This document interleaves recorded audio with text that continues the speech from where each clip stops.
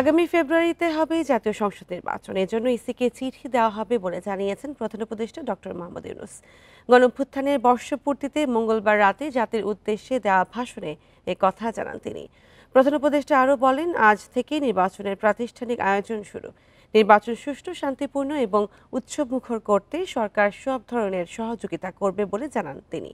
রাজনীতিবিদদের নির্বাচনের জন্য প্রস্তুতি নেওয়ার আহ্বান জানান প্রধান উপদেষ্টা। নির্বাচনী এলাকা থেকে যে নেতারা দূরে বাস করেন তাদের এখন থেকেই এলাকা পরিদর্শনের পরামর্শ দেন তিনি। এ সময় জাতির উদ্দেশ্যে অধ্যাপক মোহাম্মদ ইউনূস বলেন, শহীদদের রক্তের বিনিময়ে ফিরে পাওয়া মূল্যবান ভোটাধিকার যেন বিফলে না যায়।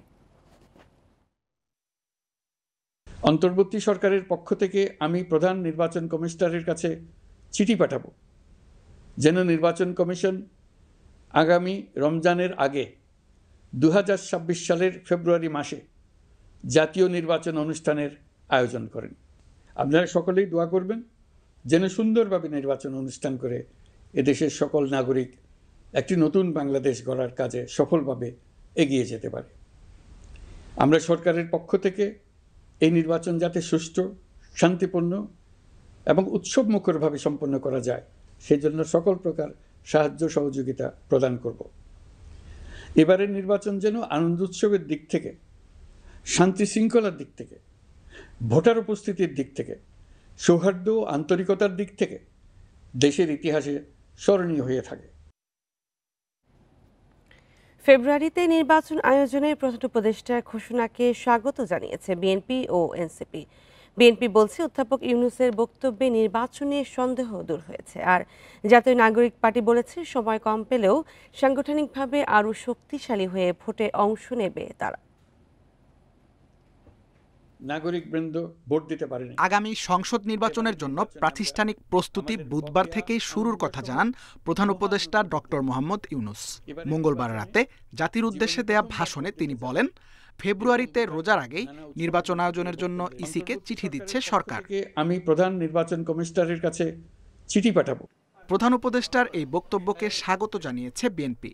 গুলশানের চেয়ারপারসনের কার্যালয়ে তাৎক্ষণিক প্রতিক্রিয়ায় দলটির স্থায়ী কমিটির সদস্য সালাউদ্দিন আহমেদ আশা প্রকাশ করে বলেন, এবারের নির্বাচন হবে অবাধ ও সুষ্ঠু। মাননীয় প্রধান উপদেষ্টা আজকে যে নির্দেশনা দিয়েছেন তার ভাষণের মধ্য দিয়ে এবং চিঠি প্রদান করবেন নির্বাচন কমিশনকে যা বলেছেন সেই ঘোষণার জন্য আমরা সবাই অপেক্ষা করছিলাম এবং সারা জাতি অপেক্ষা করছিল। এর মধ্য দিয়ে বাংলাদেশে যে নির্বাচন অনুষ্ঠান নিয়ে যে একটি দুদুল্যমানতা ছিল বলে অনেকে মনে করছিলেন, তাদের মধ্যে সেই দুদুল্যমানতাটা রইল না এবং সারা জাতি একটি নির্বাচনমুখী পরিবেশের মধ্য দিয়ে যাবে। একই রাতে প্রতিক্রিয়া জানায় জাতীয় নাগরিক পার্টি। বাংলা মোটরে দলের অস্থায়ী কার্যালয়ে যুগ্ম সদস্য সচিব আলাউদ্দিন মোহাম্মদ বলেন, প্রস্তুতির জন্য সময় কম, তবুও সাংগঠনিকভাবে আরও শক্তিশালী হয়ে নির্বাচনে অংশ নেবেন তারা। গণঅভ্যুত্থানের মাধ্যমে যেই নতুন বাংলাদেশ 2.0 এবং নতুন আকাঙ্ক্ষার বাংলাদেশ, সেই বাংলাদেশ বাস্তবায়নে এই গণঅভ্যুত্থানের সব পক্ষ একমত হয়েছে এবং সেই ঐক্যমত্য ধরে রাখবে কিনা এনসিপির এটি প্রায়োরিটি। অবশ্যই এনসিপি রাজনৈতিক দল হিসেবে নির্বাচনে অংশগ্রহণ করবে, কিন্তু নির্বাচনে এই 6 মাস সময় আমাদের জন্য অপ্রতুল কিনা অথবা 6 মাসের মধ্যে আমরা কি করব, আমার মনে হয় এটা সময় বলে দিবে। তবে একটা বিষয় আমরা স্বাগত জানাতে চাই যে বাংলাদেশের জনগণ, বিশেষত তরুণ জনগণ, নতুন রাজনৈতিক বন্দোবস্ত চায়। এবারের নির্বাচনে প্রবাসীদের ভোট দেয়া নিশ্চিত করা হবে বলেও জানান প্রধান উপদেষ্টা। যেন সুন্দরভাবে নির্বাচন অনুষ্ঠান করে। Tanvir Ahmed, independent news, Dhaka. জুলাই শহীদদের জাতীয় বীর ঘোষণা করা হয়েছে। গণঅভ্যুত্থানকে দেওয়া হয়েছে রাষ্ট্রীয় এবং সাংবিধানিক স্বীকৃতি। জুলাই ঘোষণাপত্রে এই ঘোষণা দেওয়া হয়েছে। মঙ্গলবার বিকেলে জাতীয় সংসদ ভবনে ঘোষণাপত্র পাঠ করেন প্রধান উপদেষ্টা অধ্যাপক মোহাম্মদ ইউনূস। ছাত্র জনতার গণঅভ্যুত্থানের মুখে গত বছরের 5 আগস্ট ক্ষমতা ছেড়ে ভারতে পালিয়ে যায় স্বৈরাচার শেখ হাসিনা। অবসান হয় 16 বছরের ফ্যাসিবাদী শাসনের। দিনটি উদযাপন করতে মঙ্গলবার সকাল থেকে জাতীয় সংসদ ভবনের সামনে নানা আয়োজন করা হয়। বৃষ্টিকে উপেক্ষা করে জনস্রোত নামে এখানে। বিজয় উৎসবের সবচেয়ে আকর্ষণীয় বিষয় ছিল জুলাই ঘোষণাপত্র। প্রধান উপদেষ্টা অধ্যাপক মোহাম্মদ ইউনূস এই ঘোষণাপত্র পাঠ করেন। এবং যেহেতু জুলাই ঘোষণাপত্রে ১৯৭১ সালের ২৬ মার্চ স্বাধীনতা ঘোষণা করে জাতির মুক্তির লক্ষ্যে রক্তক্ষয়ী মুক্তিযুদ্ধের মাধ্যমে বাংলাদেশ রাষ্ট্র প্রতিষ্ঠা, ১৯৭২ সালের সংবিধান প্রণয়ন পদ্ধতি এর কাঠামোগত দুর্বলতা ও অপপ্রয়োগের বিষয় উঠে আসে। ১৯৭২ সালের সংবিধান প্রণয়ন পদ্ধতি এর কাঠামোগত দুর্বলতা ও অপপ্রয়োগের ফলে স্বাধীনতা পরবর্তী আওয়ামী লীগ সরকার মুক্তিযুদ্ধের জনআকাঙ্ক্ষা পূরণে ব্যর্থ হয়েছিল এবং গণতন্ত্র ও রাষ্ট্রীয় প্রতিষ্ঠানগুলোর কার্যকারিতা ক্ষুণ্ণ করেছিল।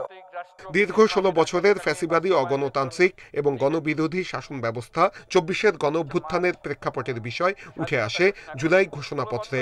গণঅভ্যুত্থানের সকল শহীদদের জাতীয় বীর হিসেবে ঘোষণা করে শহীদদের পরিবার, আহত যোদ্ধা এবং আন্দোলনকারী ছাত্র জনতাকে প্রয়োজনীয় সকল আইনি সুরক্ষা দেওয়া হয়েছে ঘোষণাপত্রে।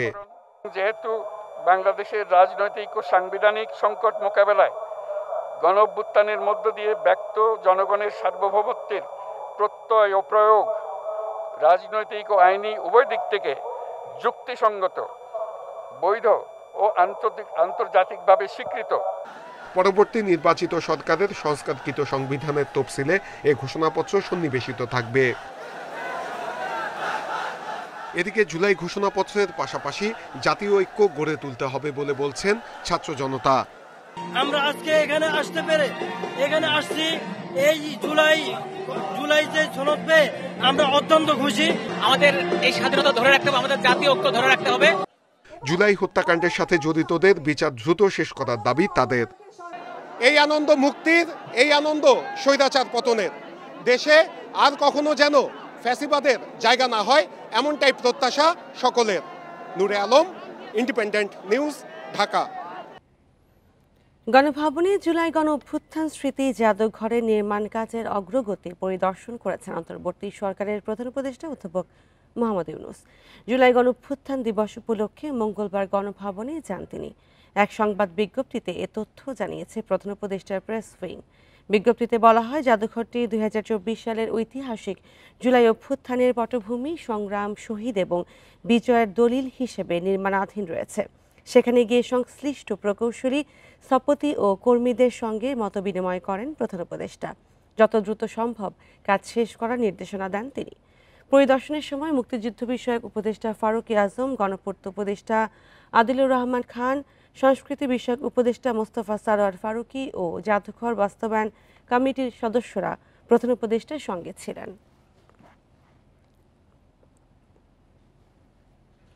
২০২৪ সালের ৬ আগস্ট দেশে সূর্য উঠেছিল এক নতুন ভোর নিয়ে। পতিত সরকারের শাসকের পলায়নের পর যখন নেই কোনো সরকার, নেই পুলিশ, তখনও থেমে থাকেনি দেশ। রাজপথে ছিল না আতঙ্ক, ছিল নবজাগরণের আলো। ছাত্রদের নেতৃত্বে মানুষ নেমে আসে নিরাপত্তা নিশ্চিত করতে, ট্রাফিক সামলাতে। রাষ্ট্রশাসক শূন্য অথচ বিশৃঙ্খল নয়, বাংলাদেশ দেখিয়েছে তার বাস্তব দৃষ্টান্ত।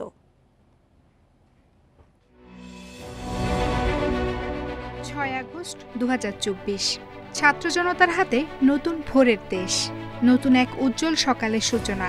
শেখ হাসিনা পালানোর পর দেশে সরকার নেই, মন্ত্রী নেই, নেই পুলিশও। কিন্তু থমকে যায়নি বাংলাদেশ, বরং নবজাগরণে রাজপথে সাধারণ মানুষ, নেতৃত্বে ছাত্ররা।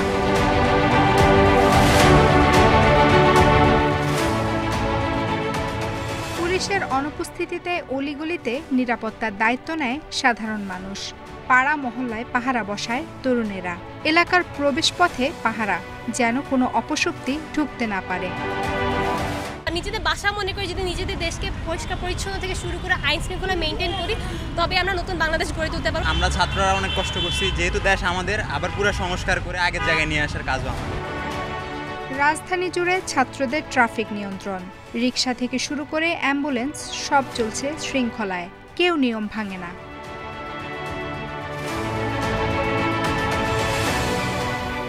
স্বৈরাচার পতনের পর গণভবন ও সংসদ ভবনের নিয়ন্ত্রণ নিয়ে নিরাপত্তা নিশ্চিত করেন ছাত্ররা। এ দুটি গুরুত্বপূর্ণ সরকারি স্থাপনা থেকে উল্লসিত জনতার নিয়ে যাওয়া মালামালও ফেরত নেওয়া শুরু করেন তারা। রাজপথ সাধারণের হাতে, কেউ পরিষ্কার পরিচ্ছন্নতা অভিযান চালাচ্ছে, কেউ দেয়ালে লিখছে নতুন ইতিহাসের বার্তা। শাসকের অনুপস্থিতিতে জনগণের রাষ্ট্র কেমন হতে পারে, বাংলাদেশ দেখায় তার দৃষ্টান্ত। আফসানা আফরোজ জুই, ইন্ডিপেন্ডেন্ট নিউজ, ঢাকা। বিক্ষোভের মুখে ঢাকা বিশ্ববিদ্যালয়ের টিএসসি থেকে সরিয়ে নেওয়া হলো মৃত্যুদণ্ডপ্রাপ্ত যুদ্ধাপরাধীদের ছবি। জুলাই গণঅভ্যুত্থানের বর্ষপূর্তির আয়োজনে ছবিগুলো টাঙায় ছাত্র শিবির। এদের ছবি প্রদর্শন করায় ক্ষোভ জানায় কয়েকটি ছাত্র সংগঠন। এ নিয়ে মঙ্গলবার সন্ধ্যা থেকেই উত্তপ্ত পরিস্থিতি বিরাজ করে টিএসসিতে। মুখে মুখে অবস্থান নিয়ে পরস্পর বিরোধী স্লোগান দেয় কয়েকটি বাম সংগঠন ও ছাত্র শিবিরের নেতাকর্মীরা। পরিস্থিতি সামলাতে বিশ্ববিদ্যালয়ের প্রক্টর টিএসসিতে এলে তিনিও শিক্ষার্থীদের তোপের মুখে পড়েন। পরে ছবিগুলো সরিয়ে নিলে পরিস্থিতি স্বাভাবিক হয়।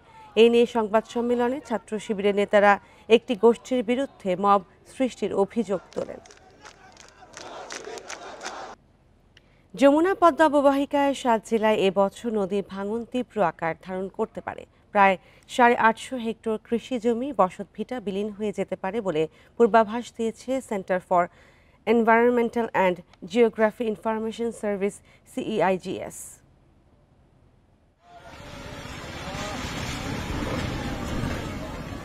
নদীর তীর ভাঙন দেশের অন্যতম প্রাকৃতিক দুর্যোগ।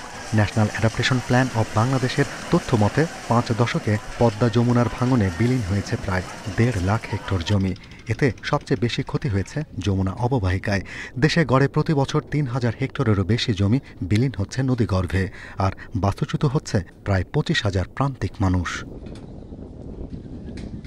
এবছরও নদী ভাঙনের পূর্বাভাস দিয়েছে CGIS। তারা বলছে যমুনা ও পদ্মা নদীর উভয় তীরে 7টি স্থানে নদী ভাঙন হতে পারে। যমুনা অববাহিকায় জামালপুর, গাইবান্ধা, সিরাজগঞ্জ আর পদ্মা অববাহিকায় পাবনা, কুষ্টিয়া, ফরিদপুর ও মাদারীপুর জেলায় তীব্র হতে পারে ভাঙন। এ মৌসুমে 7 জেলায় প্রায় 780 হেক্টর কৃষি জমি, 75 হেক্টর বসতবাড়ি, 18টি স্কুল, মাদ্রাসা, মসজিদ নদী ভাঙনে বিলীন হওয়ার শঙ্কা রয়েছে। ভাঙনের পরিমাণ প্রায় 800 হেক্টরের মতন হতে পারে। তো এটা একটা আশাব্যঞ্জক এই জন্য বলবো যে যেটাও গত 3-4 বছর আগেও যেটা 3000-এর মতন আমাদের পূর্বাভাস ছিল, এটা প্রতি বছরই কমে আমাদের এবার প্রায় 1000-এর নিচে চলে আসছে। পানি উপদেষ্টা বলছেন প্রতি বছর নদী ভাঙনের শিকার মানুষের সংখ্যা বাড়ছে আর চাপ পড়ছে নগরে। তাই জলবায়ু উদ্বাস্তুদের পুনর্বাসন প্রক্রিয়ায় নতুনভাবে পরিকল্পনা করতে হবে। কিছু কিছু মানুষ এরকম বলে যে আমার ঘর এই পর্যন্ত 6 বার ভাঙছে। এখন আপনি চিন্তা করেন তো, তার মানে 6 বারই সে গিয়ে ঘর বানায় নদী ভাঙা প্রবণ এলাকাতে। সেখানে স্থানীয় সরকারকে একটা ভূমিকা নিতে। নদী ভাঙা লোকজনের সুরক্ষার জন্য আমাদের আসলে একটা বড় ধরনের পরিকল্পনা দরকার। কেমন করে তাদেরকে আমরা পুনর্বাসন করব, এইগুলি হবে জলবায়ু পরিবর্তন ট্রাস্ট ফান্ডের প্রধান কাজগুলোর মধ্যে অন্যতম। CGIS আরও বলছে বড় অববাহিকায় নদী ভাঙন কমেছে, তবে প্রতি বছর তীব্র হয়েছে মাঝারি ও ছোট নদীর পাড় ভাঙন। Shahriar Anirban, independent news, Dhaka. টানা বর্ষণে সড়ক ডুবে রাঙামাটির সাজেকের সঙ্গে সরাসরি যোগাযোগ বন্ধ হয়ে যাওয়ায় বিপাকে পড়েছেন প্রায় 300 পর্যটক। বিকল্প উপায়ে পর্যটকদের পারাপার করা হচ্ছে বলে জানিয়েছে উপজেলা প্রশাসন। স্থানীয়রা জানান কয়েকদিনের ভারী বৃষ্টি ও পাহাড়ি ঢলে মাচালং বাজার এলাকায় রাস্তা ও খালের উপর কালভার্ট পানিতে ডুবে যায়। মাচালং বাজারের নিচু রাস্তা ও কালভার্টের প্রায় 4 ফুট উপর দিয়ে পানি প্রবাহিত হচ্ছে। এতে এই বাজার থেকে সাজেকগামী সব যান চলাচল বন্ধ রয়েছে। বাঘাইছড়ির উপজেলা নির্বাহী কর্মকর্তা শিরিন আক্তার জানান আটকে পড়া অনেক পর্যটক সড়কে ডুবে যাওয়া অংশটি বাঁশের ভেলায় বা নৌকায় করে পারাপার হচ্ছেন, তবে বেশিরভাগ পর্যটকই পানির কারণে আটকা পড়েছেন। সড়ক থেকে পানি নেমে গেলে যান চলাচল স্বাভাবিক হবে বলেও জানান তিনি।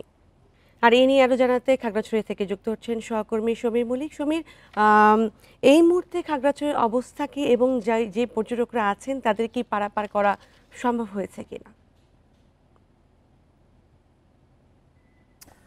দেখুন, গতকাল দিন থেকে সারাদিনে কিন্তু সাজেকের সাথে যে যাতায়াতটি সেটি বন্ধ ছিল। মূলত মাচালং নদীর মাচালং যে বাজারটি রয়েছে সেখানে কিন্তু একটি কালভার্ট যে নিচু এলাকাটি রয়েছে সেটি প্রায় উপর দিয়ে 5 থেকে 6 ফুট উপর দিয়ে পানি প্রবাহিত হওয়ার কারণে কিন্তু যান চলাচল বন্ধ রয়েছে, যে কারণে সাজেকে যে সমস্ত পর্যটক ছিল তারা কিন্তু সবাই সাজেক থেকে খাগড়াছড়িতে ফিরতে পারেনি।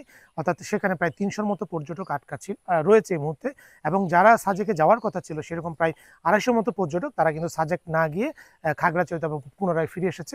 কিছুক্ষণ আগে সেখানের প্রশাসনের সাথে আমি কথা বলেছি, বাঘাইছড়ি উপজেলা নির্বাহী কর্মকর্তা যিনি রয়েছেন তার সাথে আমি মিনিট 10 আগে কথা বলেছি। তিনি আমাদেরকে বলেছেন যে আসলে তারা হয়তো গতকালকে ভেবেছিল পানি কমে আসবে, কিন্তু পানি কমার পরিবর্তে আসলে পানিটা বেড়েছে। অর্থাৎ গতকালকে শুধুমাত্র মাচালং বাজারের একটি অংশ ডুবেছিল, আজকে কিন্তু সেই পানি বেড়ে বাগাইহাট অর্থাৎ আরেকটি অঞ্চলে বাগাইহাট বাজার যেটি আছে সেটিও কিন্তু এখন ডুবতে শুরু করেছে, এবং সেখানে আসলে যানবাহন চলাচল করার মতো সুযোগ এই মুহূর্তে নেই।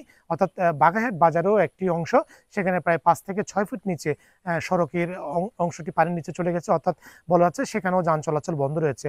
অর্থাৎ এখন দুটি স্পটে, গতকাল ছিল একটি স্পটে পানির কারণে যান চলাচল বন্ধ, এখন দুটো স্পটে কিন্তু পানি উঠে কিন্তু যান চলাচল বন্ধ হয়ে গেছে। এই অবস্থা আসলে পর্যটক যারা সাজেক ভ্রমণ করবে তাদেরকে অবশ্যই আবহাওয়ার বিষয়টি মাথায় রাখতে হবে, এবং যারা গতকালকে সাজেকে আটকা পড়েছে তাদের জন্য কিন্তু সাজেকে রিসোর্ট মালিক কমিটি সমিতি যারা ছিল তারা শুধুমাত্র সার্ভিস চার্জটা নিয়ে, বাকিটা যেহেতু তারা এসে আটকা পড়েছে তাদের কাছ থেকে কিন্তু বাড়তি ভাড়া সেটি আদায় করা হচ্ছে না। অর্থাৎ যারা 2 দিন ধরে সেখানে রয়েছে তাদের কাছ থেকে শুধুমাত্র সার্ভিস চার্জটি নেওয়া হচ্ছে। তবে এখন পর্যন্ত আমরা যে খবরটি পেয়েছি সেখানে 3 শতাধিক পর্যটক সাজেক রুলি যে পর্যটন কেন্দ্র সেখানে রয়েছে, এবং গতকালকে যারা সাজেক যেতে চেয়েছে তারা কিন্তু সাজেকে যেতে পারেনি, এবং হয়তো কয়েকজন বাঁশের ভেলায় বা নৌকায় করে তারা পারাপার হয়েছে, কিন্তু পরিবার পরিজন নিয়ে তাদের যে একই সাথে যে পরিবার পরিজন নিয়ে আসলে বাঁশের ভেলায় বা কিংবা নৌকায় পারাপার করতে কিন্তু অনেকে ভোগান্তির শিকার হয়েছে।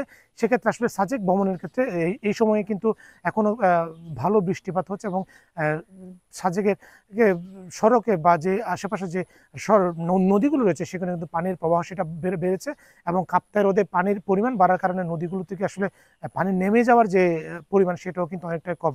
সেক্ষেত্রে আবহাওয়ার বিষয়টা বিবেচনা নিয়ে সাজেক ভ্রমণের জন্য প্রশাসনের পক্ষ থেকে অনুরোধ জানানো হয়েছে। ভারী বৃষ্টিপাত ও পাহাড়ি ঢলে রাঙামাটি সাজেকের সড়ক ডুবে গেছে, এবং সেই বিষয়ে জানাচ্ছিলেন সহকর্মী সমীর মল্লিক। নোয়াখালীর হাতিয়ার তীব্র জোয়ারের কারণে বেড়িবাঁধ ক্ষতিগ্রস্ত হওয়ায় লোকালয়ে হু হু করে ঢুকছে সাগরের পানি। বাড়িঘরে পানি ওঠায় বিপাকে স্থানীয়রা, নষ্ট হচ্ছে ফসলি জমি। সবচেয়ে ক্ষতিগ্রস্ত চরইশ্বর ইউনিয়ন। দ্রুত বাঁধের ভাঙা অংশ মেরামত না হলে এই ইউনিয়নের অধিকাংশ এলাকা সাগরে বিলীনের শঙ্কা এলাকাবাসীর। সম্প্রতি বঙ্গোপসাগরে নিম্নচাপের প্রভাবে তীব্র জোয়ারের কারণে ক্ষতিগ্রস্ত হয় নোয়াখালীর হাতিয়ার বেশ কয়েকটি ইউনিয়নের বেড়িবাঁধ। ভাঙা অংশ দিয়ে প্রতিনিয়ত পানি ঢুকছে লোকালয়ে। বাড়িঘরে পানি ঢুকে পড়ায় বিপাকে পড়েছেন চর ঈশ্বর, সোনাদিয়া, নলচিরা, তমরুদ্দি ও সুকচর ইউনিয়নের বাসিন্দারা। তলিয়েছে রাস্তাঘাট ও ফসলি জমি। সুগারি গাছ, নারকেল গাছ, বিভিন্ন গাছ গাছরা সবগুলা মরে যাচ্ছে। আমাদের ওই ঘর বাড়িগুলা থাকা মাটিগুলা সম্পূর্ণ নর্মাল হয়ে যায় লবণ পানি উঠলে। পানি মানে গড়বিড়ে তুলে গেছে, মানুষের চাষবাস কোনো কিছু করতে পারে না। 1 বছর আগে চর ঈশ্বর ইউনিয়নের নলচিরা ঘাট থেকে বাংলাবাজার পর্যন্ত 4 কিলোমিটার বেড়িবাঁধ নির্মাণ করা হয়। এবার তার অর্ধেক অংশই ক্ষতিগ্রস্ত হওয়ায় ক্ষুব্ধ স্থানীয়রা। বাঁধ মেরামত না করলে এই ইউনিয়নের বেশিরভাগ অংশই সাগরে বিলীনের শঙ্কা তাদের। সেন্ট্রাল থেকে টাঙ্কি পুরোটা বেরিয়ে চলে যাওয়ার কারণে মানে মানুষের অনেক ক্ষয়ক্ষতি হতে আছে। এখানে যে কোনো একটা জি ব্যাগ এবং ব্লকের ব্যবস্থা করলে তাহলে হাজার হাজার মানুষ এখানে রক্ষা পাবে। লবণ পানি মানুষের ক্ষয়ক্ষতি, অনেক ক্ষয়ক্ষতি হবে। ক্ষতিগ্রস্ত বেড়িবাঁধ মেরামতে শিগগিরই ব্যবস্থা নেওয়া হবে বলে জানিয়েছে পানি উন্নয়ন বোর্ড। আমাদের যে চলমান আছে সিডিএসপি প্রকল্পের আওতায় বিকল্প বেড়িবাঁধ সহ বিভিন্ন কয়েকটা রেগুলেটর নির্মাণের পরিকল্পনা ছিল, কিন্তু নদী ভাঙন কাছাকাছি হওয়া সহ বিভিন্ন প্রতিকূল কারণে সেই রেগুলেটর একটা টেকনিক্যাল কমিটি হয়। জেলার 4 উপকূলীয় উপজেলা হাতিয়া, সুবর্ণচর, কোম্পানিগঞ্জ ও কবিরহাটে 325 কিলোমিটার বেড়িবাঁধের 7 কিলোমিটার এলাকা ঝুঁকিপূর্ণ। Independent news. জুলাই অভ্যুত্থানে 1 বছরে বেশ কিছু কাঠামোগত উদ্যোগ ও সংস্কার হয়েছে ব্যাংকিং খাতে। বৈধ পথে রেমিটেন্সের পরিমাণ বাড়ায় শক্তিশালী হয়েছে বৈদেশিক মুদ্রা রিজার্ভ। যদিও বিশ্লেষকরা বলছেন দীর্ঘমেয়াদে পরিবর্তন আনতে দরকার কঠোর নজরদারি।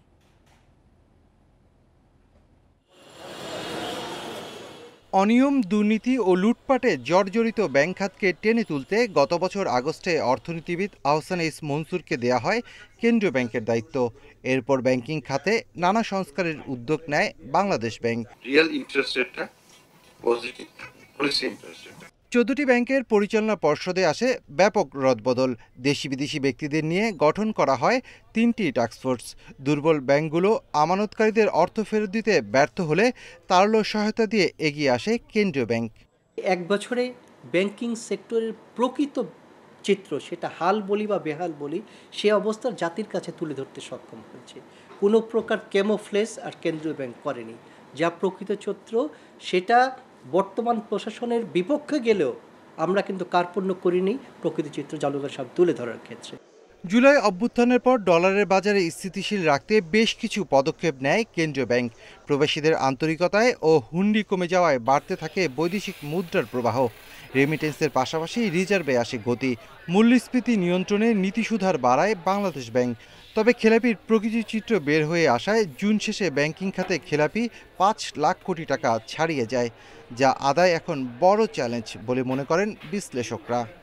এখন পর্যন্ত দেখি না কোনো আপনার ঋণ খেলাপি বিচারের সম্মুখীন হয়েছে, কোনো ঋণ খেলাপি জেলে গিয়েছে, তাই না, বা কারো টাকা পয়সা আদায় করতে পেরেছে, তাই না। যার কারণে আমাদের এই পুরো ব্যাংকিং সিস্টেম, যাদের কারণে ব্যাংকিং সিস্টেম পুরোটাই আপনার ক্ষতিগ্রস্ত, তাই না, তাদেরকে আরও সিভিয়ারলি হ্যান্ডেল করতে হবে। এখন আমাদেরকে এই জিনিসটার শক্ত পদক্ষেপগুলো নেওয়ার সময় এসেছে। অর্থাৎ we must take definite and concrete action to resolve the problem. অর্থাৎ সমস্যাটা সমাধান করার ক্ষেত্রে একটা দৃঢ় পদক্ষেপ, এটা এখন সময়ের দাবি। স্বাধীন প্রতিষ্ঠান হিসেবে গড়ে তুলতে বাংলাদেশ ব্যাংক অর্ডার নামে নতুন অধ্যাদেশ জারির কার্যক্রম চলছে। তবে সংস্কারের সুফল পেতে রাজনৈতিক সদিচ্ছা জরুরি বলে মনে করেন বিশ্লেষকরা। জুলাই অভ্যুত্থানের পর গেল 1 বছরে ব্যাংক খাতে সুশাসন ফিরিয়ে আনতে নানা ধরনের সংস্কার করছে বাংলাদেশ ব্যাংক। তবে ব্যাংকগুলোতে স্বচ্ছতা, জবাবদিহিতা ও ঋণ খেলাপির বিরুদ্ধে বড় ধরনের কোনো ব্যবস্থা নেয়নি নিয়ন্ত্রণ সংস্থা। এমন অবস্থায় আইনের কঠোর প্রয়োগের আহ্বান জানিয়েছেন বিশ্লেষকরা। Shafil Alam Sujan, Independent news, Dhaka. টানা বৃষ্টিতে আবারও জলাবদ্ধতা দেখা দিয়েছে যশোরের অর্থ শতাধিক গ্রামে। ভুক্তভোগীদের অভিযোগ, দুর্নীতি আর লুটপাটে ভেসে গেছে একের পর এক উন্নয়ন প্রকল্প। 3 দশকে 400 কোটি টাকার বেশি খরচ করেও সমাধান হয়নি দক্ষিণ পশ্চিমাঞ্চলের দুঃখ খাত ভবদহ সমস্যার। এবছরের জুনে যশোরে গড় বৃষ্টিপাত ছিল 299 মিলিমিটার, আর জুলাই মাসের 31 তারিখ পর্যন্ত বৃষ্টি হয়েছে 828 মিলিমিটার। এর জেরে ভবদহের 52টি বিল ফের প্লাবিত হয়ে অর্ধ শতাধিক গ্রামে জলাবদ্ধতা দেখা দিয়েছে। পানি উন্নয়ন বোর্ডের তথ্য মতে জলাবদ্ধতা নিরসনে 1994 সালে 257 কোটি টাকা ব্যয় নেওয়া হয় ভবদহ পানি নিষ্কাশন প্রকল্প। পরে 2007 সালে আরও 59 কোটি 59 লাখ এবং 2010 সালে 73 কোটি 60 লাখ টাকা ব্যয় করা হয় জলাবদ্ধতা নিরসনে। এছাড়া একাধিক ছোট প্রকল্পে ব্যাপক অর্থ ব্যয় হলেও সমস্যা স্থায়ী সমাধান হয়নি। প্রত্যেক বছরই এই পানি আসে, এই পাশে বগদা দিয়ে পানি সরে, কিন্তু সরার কোনো লাইন নেই, মেশিন টেশিন চলে ঠিক মতো চলে না। বাতরাইন দেখাবো কোন ফালি, গরু বছর রাখবো কোন ফালি, দারুণ সমস্যা মাইগে। স্থানীয়দের অভিযোগ, অনিয়ম, লুটপাট আর দুর্নীতির কারণে মুখ থুবড়ে পড়েছে অতীতের প্রকল্পগুলো। পানি উন্নয়ন বোর্ড, পানি সম্পদ মন্ত্রণালয় কখনোই এইটাকে গুরুত্ব দেন না। ভবদহ হলো একটা সোনার ডিম পাড়া হাঁস, ফলে এই সমস্যার সমাধান করলে তো মুনাফা হবে না। তবে স্থায়ীভাবে জলাবদ্ধতা নিরসনে সরকার মেগা প্রজেক্ট হাতে নিয়েছে বলে জানিয়েছেন জেলা প্রশাসক। জলাবদ্ধতা নিরসন সরকার বড় ধরনের প্রকল্প নিয়েছে, সেই প্রকল্পগুলো যদি বাস্তবায়িত হয়ে যায় ইনশাল্লাহ হয়তো কোনো এক সময় আমাদের এই সমস্যাটার সমাধান হবে। এর মধ্যে জলাবদ্ধতা নিরসনে ভবদহের 21 ভেন্টের 6টি গেট খুলে দেওয়া হয়েছে। Independent news. দিনাজপুরে পুরোদমে চলছে রোপা আমনের চাষাবাদ। সম্প্রতি ভারী বৃষ্টিতে জমি চাষের উপযোগী হওয়ায় ব্যস্ত সময় পার করছেন কৃষকরা। তবে বৃষ্টি কমলে এবং কৃষি উপকরণের দাম বেশি হওয়ায় আমনের উৎপাদন খরচ বাড়ার শঙ্কার কথা জানিয়েছেন তারা। দিনাজপুরে এবার টানা খরায় বিপাকে ছিলেন কৃষকরা। ধানের চারা প্রস্তুত থাকলেও রোপণ সম্ভব হচ্ছিল না। তবে কয়েক সপ্তাহের খরার পর ভারী বৃষ্টিতে ফিরেছে স্বস্তি। রোপা আমন চাষের উপযুক্ত সময় জুলাইয়ের মাঝামাঝি থেকে আগস্টের মাঝামাঝি পর্যন্ত। শেষ সময়টায় ব্যস্ততা কৃষকদের। এদিকে বৃষ্টি কম, শ্রমিক সংকট ও উপকরণের দাম বৃদ্ধির কারণে উৎপাদন খরচ নিয়ে শঙ্কায় পড়েছেন তারা। আমাদের দাবি যেন ধান চাউলের দাম ঠিক থাকে, সার পয়সার দাম যেন আমরা কম পাই। বৃষ্টি না হলে তখন সেচ দিতে হবে, সেচ দিতে গেলে তখন আবার এই পানির খরচটা বাড়বে, তখন আবাদ ফসলের উৎপাদন খরচটা আমাদের বেড়ে যাবে। লেবার পাওয়া যাচ্ছে না, এই জন্য আমাদের একটু তাড়াহুড়ো সমস্যা হয়ে গেছে। জুলাই মাসে দিনাজপুরে স্বাভাবিকের চেয়ে প্রায় 100 মিলিমিটার বৃষ্টি কম হয়েছে। তবে চলতি সপ্তাহ জুড়েই বৃষ্টি অব্যাহত থাকার কথা জানিয়েছে আবহাওয়া অফিস। তবে চলতি বছরে 30 জুলাই পর্যন্ত বৃষ্টিপাত দিনাজপুরে রেকর্ড করা হয়েছে 247 মিলিমিটার, যা স্বাভাবিকের চাইতে প্রায় 100 মিলিমিটারের মতো। আগস্টে স্বাভাবিক বৃষ্টিপাত হওয়ার সম্ভাবনা রয়েছে। কৃষি বিভাগ বলছে আবহাওয়ার বিরূপ প্রভাবে জেলায় কৃষিকাজ ব্যাহত হচ্ছে। তবে কৃষকদের সব ধরনের পরামর্শ দেওয়ার কথা জানিয়েছেন কর্মকর্তারা। বৃষ্টি হওয়া শুরু হয়েছে, এই বৃষ্টিতে কিন্তু আমাদের রোপণ কার্য দ্রুত সম্পূর্ণ হবে। এতদিন যে কিছু অপেক্ষায় ছিল সেই বৃষ্টি কিন্তু এখন নিয়মিত হচ্ছে। আশা করি এই বছর আমরা আমনের বাম্পার ফলন উৎপাদন করতে সম্ভব। এবার জেলায় 2,60,860 হেক্টর জমিতে আমন চাষের লক্ষ্য ধরা হয়েছে। এই পর্যন্ত আবাদ হয়েছে মাত্র 35 ভাগ জমিতে। Independent news. মানিকগঞ্জে বর্ষা এলেই প্রাণ ফিরে পায় ঘিওরের 200 বছরের পুরনো ঐতিহ্যবাহী নৌকার হাট। নানা ধরনের নৌকা থাকলেও ওই হাটের মূল আকর্ষণ ডিঙ্গি নৌকা। তবে খালবিল সহ নদ নদীর পানি কমে যাওয়ায় এবার ক্ষতির মুখে নৌকা তৈরির কারিগর ও পাইকাররা। ক্রেতা ও বিক্রি কমে যাওয়ায় প্রতিটি নৌকাতে লোকসান গুনতে হচ্ছে 500 থেকে 1000 টাকা। বর্ষা মৌসুমে প্রতি বুধবার ঘিওরের কেন্দ্রীয় ঈদগাহ মাঠে বসে এই বিশাল নৌকার হাট। সারি সারি নৌকা সাজিয়ে সকাল থেকে বিকাল পর্যন্ত চলে নৌকা বেচাকেনা। আকার, কাঠ ও কারিগরি দক্ষতার উপর ভিত্তি করে প্রতি নৌকার দাম পড়ে 4 থেকে 8000 টাকা পর্যন্ত। মানিকগঞ্জের 7টি উপজেলা সহ পার্শ্ববর্তী জেলা থেকে ক্রেতা ও বিক্রেতারা আসেন তাদের পছন্দসই নৌকার খোঁজে। ওই নৌকাটা কিনে গরুর ঘাস কাটমু, মাছ মারমু, কিছু চলাফেরাও করা লাগবো। এই অঞ্চলের নিম্নাঞ্চল যে রয়েছে সেগুলো পানিতে তলিয়ে যায়, সেজন্য আসলে এখানে তখন নৌকার প্রয়োজন পড়ে। এই হাটে ডিঙি, কোষা সহ পাওয়া যায় নানা ধরনের নৌকা। তবে ডিঙি নৌকার বিক্রি সবচেয়ে বেশি। প্রতি হাটে বিক্রি হয় 5 থেকে 10 লাখ টাকার নৌকা। 200 বছরের ঐতিহ্যবাহী হাট। কোনো এক সময় এই হাটে 10 থেকে 15 লক্ষ টাকার নৌকা বেচা কিনি হইতো। এই বর্তমানে এবছর পানিটা কম হওয়ার জন্য এই মোটামুটি আপনার 5 থেকে 6 লক্ষ টাকার নৌকা বেচা কিনি হয়। তবে নদ নদী খালবিল ভরাট হওয়ায় চাহিদা কমে গেছে নৌকার। এতে ক্ষতির মুখে কারিগর ও পাইকাররা। প্রত্যেকটা ডুঙ্গায় 500, 600, 1000। এই ডুঙ্গাগুলোর দাম করে 4000 টাকা। ডুঙ্গা 12 হাত, 6000 টাকা কিনা। গত বছর আমরা বিক্রি করতাম 60, 70, 40, 50 এইরকম। এর তুলনায় এবার বিক্রি অর্ধেকও না। 200 বছরের পুরনো ঘিওরের নৌকার হাট গ্রামীণ অর্থনীতির জন্য গুরুত্বপূর্ণ। খালবিল ও নদ নদীর পানি বাড়লে বেচাকেনা বাড়বে, এমনটাই প্রত্যাশা নৌকা তৈরির কারিগর ও পাইকারদের। Independent news. আর এই ছিল এখনকার সংবাদে। ইন্ডিপেন্ডেন্ট টেলিভিশনের সব খবর বিস্তারিত জানতে চোখ রাখুন ফেসবুক, ইউটিউব, ধন্যবাদ।